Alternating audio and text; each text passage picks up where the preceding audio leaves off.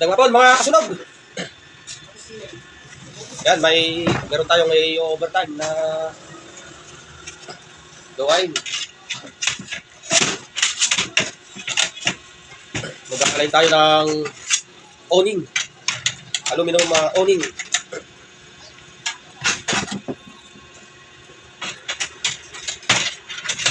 Ang i-align natin ay 3 piraso mga kasunog. Pero bago tayo magpatuloy mga kasunog, shoutout muna.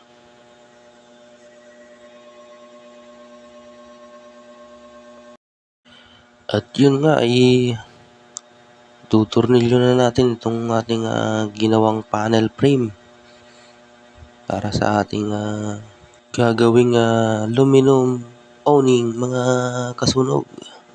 Sa mga hindi nakakaalam dyan, ang aluminum awning po ay kaparehas din po ng aluminum casement na may magkaparehang gamit o materyales mga kasunog.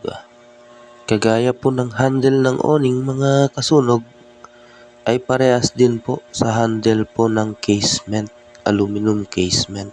Ang ginagamit naman natin dito sa awning na hinges mga kasunog ay pwede rin po nating gamitin yan sa aluminum casement. Ang karagdagan lang na gamit para dun sa aluminum casement mga kasunog ay ang 2 bars at ang pivot mga kasunog. So yan na yung ginagawa natin mga kasunog. Yan na yung actual na itsura ng aluminum awning natin mga kasunog.